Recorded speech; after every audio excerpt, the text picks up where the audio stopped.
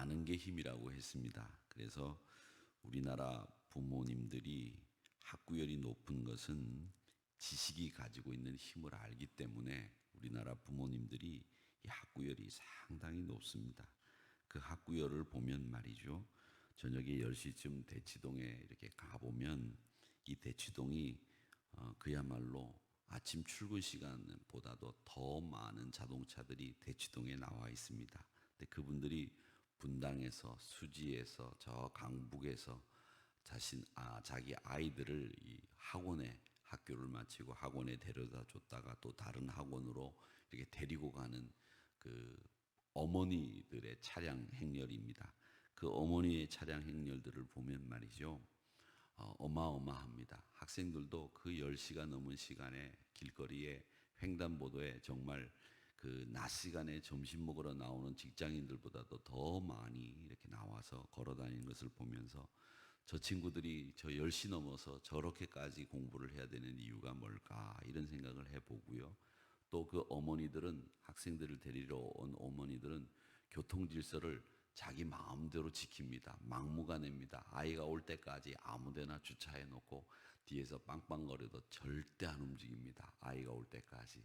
그 정도로 참 현란하게 아이들을 데리고 와서 또 다른 학원에 데리고 가는 그런 부모님들의 열정을 보면 우리나라를 이끈 열정이다. 원동력이다. 이런 생각도 해보고요.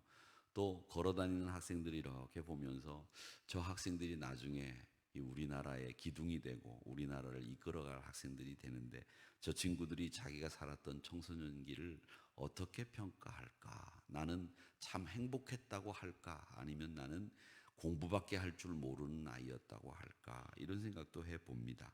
어쨌든 이 지식의 힘을 알기 때문에 우리나라 부모님들은 아이들을 공부시키는데 열정적으로 매달리십니다. 그런데 여러분, 참된 지식이 힘이 되는 것이고요. 참된 지식이 복되고 존귀한 삶의 기초를 이루는 겁니다. 이 땅에서 우리가 사는 동안에 그냥 지식만 쌓아둔다고 해서 그 지식이 우리 삶을 복되게 만들고 그 지식이 우리를 윤택하게 삶을 이끌어가는 것은 아니고요. 진짜 지식이 우리에게 뭐냐라고 하는 것을 알아야 되는데 그 진짜 지식을 우리가 성경에서 파헤쳐보고 알아내고 우리의 것으로 만들어 가야 됩니다. 오늘 36절에서부터 말씀을 49절까지 읽었는데 36절에서부터 39절까지 말씀을 보면 우리가 가지고 있는 책에 보면 제의적 음행에 대한 이야기입니다.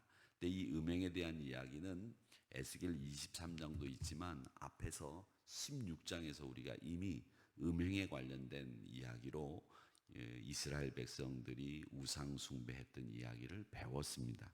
근데 이 음행에 관련된 이야기는 매춘부의 이야기인데 몸을 파는 여인들의 이야기인데 이 여성들의 이름까지도 나옵니다. 그 이름이 뭐냐면 오홀라와 오홀리바 발음하기가 좀 어려운데요. 언니가 오홀라고 동생이 오홀리바입니다. 근데 이 언니와 동생이 왜 나오느냐 하면 언니 오홀라는 북쪽 이스라엘을 가리키는 말입니다. 10지파가 모여서 이룬 북쪽 이스라엘을 오홀라라고 해서 언니로 표현을 해두고 동생인 이 오홀리바는 남쪽 유다 지파를 중심으로 세워진 유다 왕국을 가리키는 말입니다. 그래서 이 오홀라와 오홀리바는 여성이지만 나라 북쪽 이스라엘, 남쪽 유다를 가리키는 말입니다. 그리고 제가 말씀을 드린 기억이 있는데 이 히브리어나 라틴어나 독일어나 이 명사가 여성이냐 남성이냐 이 명사가 이렇게 여성 명사, 중성 명사, 남성 명사가 있어서 그 명사에 따라서 관사가 바뀌는데 이 여성 명사가 나라들은 다 여성입니다. 여성 명사예요. 그래서 나라나 민족을 가리킬 때는 항상 여자 이름이 등장합니다. 그 여자 이름이 등장하면 이건 나라다 이렇게 생각하시면 되지요.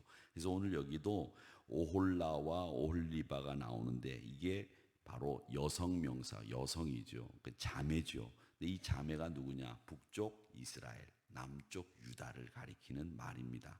북쪽 이스라엘은 아시는 것처럼 남쪽이 멸망하기 전 130년 전에 이미 아시리아에 의해서, 아수르라고 하죠, 성경에는, 멸망하죠. 멸망하고 난 뒤에 아수르가 이 팔레스타인 지역에 뿐만 아니라 유프라데스, 바벨론 그 지역에 있는 사람들을 강제로 이주시켜요, 아수르가. 그래서 그 이주시킨 사람들이 북쪽 이스라엘에 자리를 잡으면서 아수르에 의해서 이방 사람들이 강제로 이주가 되어 가지고 그 이주된 사람들이 북쪽 이스라엘 사마리아와 사람들이 섞이게 됩니다. 그래서 예수님 당시에는 그 사마리아 사람들, 북쪽 이스라엘 사람들은 혼혈이라고 그래서 멸시하고 그 사람 취급 안 하고 이렇게 했던 일이 있었습니다. 그 사람의 대표적인 이야기가 수가성의 여인이 나오죠. 그게 아수르에 의해서 멸망당하면서 사람들이 혼혈이 되면서 그런 일들이 벌어지게 된다는 거죠. 그게 오홀라, 언니가 되는 거고, 오홀리바는 동생 유다인 수도 예루살렘을 가리킨다는 겁니다. 그런데 여기 말씀에 보면 오홀리바는 언니하고 다르다고 생각한 거예요. 그러니까 예루살렘은 북쪽 이스라엘 수도인 사마리아와 다르다고 생각했어요. 그 다르다고 생각한 건 뭐냐면, 북쪽은 우상 숭배하고 하나님 안 찾고 여호와께로 안 돌아와서 망했다, 우리는 아니야, 이렇게 생각했다는 거예요. 그런데 하나님은 북쪽이나 남쪽이나 다 똑같다, 네가 다를 게 뭐 있냐, 이렇게 이야기를 하면서 그 가증스러운 일들을 이야기하는 겁니다. 그 가증스러운 일이 뭡니까? 자녀들을 죽여 그 우상에 드린 그날에 성소에 들어와 더럽혔으며, 그 다음에 그 자녀들을 37절에 보니까 화재로 살랐으며, 이렇게 돼 있어요. 화재로 살랐다는 말은 제가 언제 말씀드렸죠? 몰록 혹은 몰렉이라고 하는 신에게 아들을 바치는 거예요. 어디서? 흰놈 골짜기에서. 흰놈 골짜기에서 아들을 불을 지펴놓고, 제일 아들들이 여럿이 있으니까 그 아들 중에서 하나를 골라. 그래가지고 그 아들을 그 불로 지나가게 하는 거죠. 그래서 죽여서 몰록신을 달래고 그 몰록신에게 하나님 우상 숭배로 몰록신에게 아들을 드려서 온 집안 나머지 식구들이 편안하기를 바라는 마음으로 제사를 지냈다는 거죠. 그게 지금 36절에 나오는 자식들을 우상을 위하여 화제로 살랐으며, 그리고 난 뒤에는 어떻게 했느냐 하면 몰록신에게 아들을 불태워서 바친 다음에는 성전에 가서는 하나님 앞에 가가지고, 하나님 안녕하세요, 제가 왔습니다, 하나님 우리 예배를 받아 주시옵소서, 그렇게 하나님 앞에 예배를 드렸다는 이야기예요. 지금 그 얘기가 그겁니다. 그런 다음에 네가 당일에 내 성소를 더럽히려 들어왔다, 안식일을 범했다, 성전에서 또 그렇게 행하느냐, 이렇게 이야기를 하고 있다는 겁니다. 바로 이게 종교 혼합주의입니다. 제가 언젠가 말씀드렸지만 세상에 나가서는 점 보고 무당 찾아가고, 세상에 나가서는 다 다른 사람들이 하는 거 다 따라하면서 교회 와서는 아닌 척하는 이런 혼합주의, 세상 사람들과 똑같이 살아요. 세상 사람들이 사는 거, 세상 사람들이 하는 거 똑같이 합니다. 세상 사람들이 술 먹으면 따라가 술 먹고, 세상 사람들이 도박하면 같이 따라다니며 도박하고, 세상 사람들이 나쁜 짓 하면 같이 나쁜 짓 하다가 교회 와선 거룩한 척 하는 거죠. 그게 뭐냐? 혼합주의예요. 그게 뭐냐? 거룩하고는 상관없는 거죠. 그게 바로 회칠한 무덤이다라는 거예요. 회칠한 무덤. 안에서는 썩어가는데 겉에서는 회를 칠해가지고 깨끗한 척 하는 거죠. 그게 혼합주의예요.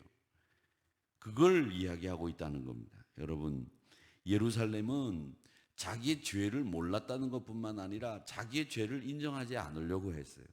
그게 더 나쁜 겁니다. 여러분, 세리는 저 구석에 가서 하나님 제가 죄인입니다, 못된 놈입니다, 절 죽여주세요, 가슴을 치며 기도하고요. 바리새인은 큰 수술이 달린 옷을 입고 시장 어귀에 서가지고 사람들이 다니는 길목에 서서 하나님 제가요 매달 11조도요 우리 교회에서 제일 많이 하고요, 감성금은 매주 하고요, 하나님 제가 주일 성수 잘하지 않습니까? 하나님 제가 이렇게 열심히 신앙생활 했는데 하나님 기쁨으로 받아주세요. 사람들 다 보는 앞에서. 그렇게 기도했다는 거예요. 그런데 하나님 없는 인간은 누구였느냐? 저 구석에 가서 회개 기도하던 세리가 아니라 하나님 없는 인간은 사람들 다니는 그 어귀에 서서 화려한 옷을 입고 자기 자랑하며 공치사하며 하나님 앞에 기도하던 바리새인이었다. 이게 예수님 말씀이지 않습니까? 이게 우상 숭배하는 사람들의 위선, 회칠한 무덤의 모습들이라는 겁니다. 여러분, 우리가 사람이기 때문에 하나님을 닮아 거룩하기가 쉽지 않아요. 인정해야 돼요. 우리가 어떻게 성결하고 거룩하게 하나님 앞에 섭니까?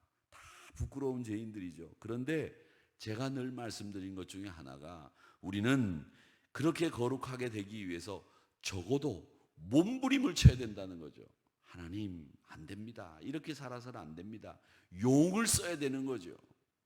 이 몸부림이라는 단어가 참 저는 좋은 것 같아요.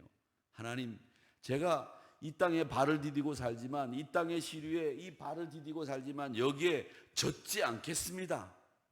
하나님, 제가 하늘나라 바라보고 살겠습니다. 이렇게 살아야 된다는 거죠. 그런데 여기 말씀에 보면 그렇게 안 살아요.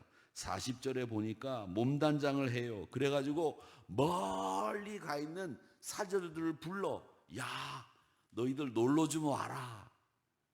그래가지고 불러들여가지고 자기 침소로 끌어들인다는 얘기예요. 그리고 나서는 또 하나님 사랑한다고 입으로 되뇌이고, 그리고 사람들을 만나는데 꽃단장을 해요. 꽃단장을 하는데 팔찌도 하고 연지 꼰지도 찍고 귀걸이도 하고 코걸이도 하고 막 다 짜요. 근데 그게 다 누가 준 거냐? 하나님이 주신 걸로 한다는 거죠. 하나님이 주신 걸로 팔찌도 하고 반지도 끼고 코걸이도 하고 귀걸이도 하고 연지 꼰지 다 찍는데 그게 누가 주신 거냐? 하나님이 주신 것. 그걸 가지고 외간 남자를 불러들여 가지고 기쁨을, 지 쾌락을 즐기는데 사용한다는 겁니다. 여러분, 이게 이스라엘 백성들의 모습이었다는 겁니다. 하나님의 거룩함을 아는 것이 참된 지식입니다. 지식이 뭐냐? 여러분, 결론이에요. 지식은 하나님을 아는 거룩함. 이게 진짜 지식이에요. 하나님이 얼마나 거룩하신지, 하나님이 우리에게 뭘 요구하시는지 그걸 아는 게 참된 지식이고 그걸 아는 사람이 승리한다. 이겁니다. 사랑하는 성도 여러분, 하나님의 거룩함을 아는 지식, 가장 고상한 지식이고 참된 지식임을 잊지 마시기를 축원합니다. 그래서 그 지식으로 살아야 됩니다. 하나님은 어떤 분이냐? 하나님은 오늘 이 말씀에 보면 36절에서부터 44절의 말씀에 보면 하나님은 우리에게 이런 얘기를 하세요. 야, 너희 욕망을 위해서, 쾌락을 위해서 우상과 짝하고 행음하던 그런 마음, 몸을 가지고 예배하러 나오냐? 안 된다. 너희들 정말 하나님 앞에 거룩해라. 이 메시지를 하나님은 우리에게 보여주시고 있어요. 거룩하신 하나님은 우리에게 거룩의 메시지를 던져주고 계시다라는 겁니다. 그래서 하나님은 어떤 분이시냐? 하나님은 거룩하신 하나님이시다. 또 하나님은 어떤 분이시냐? 의로우신 재판장이시다라고 하는 것을 우리가 알 수 있습니다. 그래서 오늘 하나님은 우리에게 거룩하신 하나님의 모습을 보여주시는 분, 의로우신 재판장이신 것을 보여주시는 하나님이신 것을 배우면서 우리는 내가 어떻게 이 교훈을 받아야 되는가 잘 생각하셔야 됩니다. 하나님이 주신 은혜로, 하나님이 주신 건강으로, 하나님이 주신 지혜로 내가 우상을 숭배하고 죄를 짓고 거룩함에서 떠나는 사람이 돼서는 아니 되고, 하나님이 주신 것은 누구를 위해서 써야 돼요? 하나님을 위해서 써야지요. 안 그렇습니까? 그렇지요? 예? 여러분, 하나님이 주셨는데 그걸 가지고 가서 딴 데다 주면 되겠어요? 예? 안 되지요. 아버지가 열심히 돈 벌어 가지고 와서 공부하라고 등록금 내줬는데 그거 가지고 가서 도박해요. 그거 가지고 가서 술 먹어. 그거 가지고 가서 친구들 뒤치다거리 해주고 되겠어요? 그리고는 학교 등록을 안 해. 그리고 집에 가서는 아버지한테는 뭐라고 그러냐? 학교 잘 다니니? 예, 잘 다닙니다. 잘 다니기는 뭘 다녀? 휴학해놓고 등록금은 딴 데 다 갖다 쓰고. 그리고 난 뒤에는 다음 학기쯤 돼서 등록할 때쯤 되면 아버지 저 군대 가겠습니다. 왜 갑자기 군대 가냐? 등록금 아버지가 준 돈 딴 데다 다 썼으니까. 군대 가는 수밖에 없죠. 제가 이 얘기를 왜 하느냐? 제 친구 중에 그런 친구가 있었어요. 그런 놈이 있었다고 해야 되겠죠. 아버지가 준 돈, 공부하라고 준 돈, 공부하는데 안 쓰고 엉뚱한 데 쓰고는 나중엔 해결 방법이 없으니까 군대 가는 걸로 해결했던 친구가 있었어요. 그게 똑같은 거예요. 오늘 하나님이 주신 것을 하나님을 위해서 쓰고 그 목적에 맞게 써야 되는데 안 쓴 거예요. 여러분, 하나님 보시기에 부끄럽지 않고 하나님이 기뻐하실 선행의 도구로 우리의 몸을, 우리가 가진 모든 것을 활용하면 그 일은 선한 일입니다. 하나님께서 우리에게 주시는 메시지는 그겁니다. 너희들 내게로부터 받은 것 나를 위해서 사용하도록 해라. 이게 우리에게 주시는 교훈이에요. 하나님이 주신 팔찌, 하나님이 주신 귀걸이, 하나님의 영광을 위해서, 하나님의 기쁨을 위해서 써야 된다는 것을 오늘 이 말씀을 통해서 배웁니다. 하나님은 의로우신 재판장이시요, 하나님은 우리에게 거룩을 요구하시는 하나님이시며 우리에게 너희가 내게로부터 받은 것을 나를 위해서 선용하도록 해라, 이렇게 교훈 주시는 하나님이신 것을 기억하시면서 믿음의 사람으로서 승리하며 살기를 주님의 이름으로 축원합니다. 그리고 또 하나, 제가 이 설교를 준비하면서 제가 어제 오후에 가만 생각해 보니까 또 하나 더 제가 말씀드리고 싶은 것은 사랑해야 될 대상, 내 편이 누군지, 내가 어디로 가야 되는지 이것만 구별 잘해도 우리가 신앙생활에서 승리할 수 있어요. 여러분, 내가 가야 될 길이 어디지, 내가 해야 될 것이 뭔지 이것만 잘 구분하셔서 살면 믿음에서 승리할 수 있다라고 하는 것을 기억하시면서 부정하고 음란한 삶을 사랑했던 이스라엘 백성들이 아니라 거룩과 성결함을 사랑했던 믿음의 사람들, 믿음의 선진들의 본을 잘 받아서 오늘도 승리, 오늘도 은혜 받는 생활하시는 하루가 되시고 평생이 되시기를 주님의 이름으로 축원합니다. 아버지 하나님,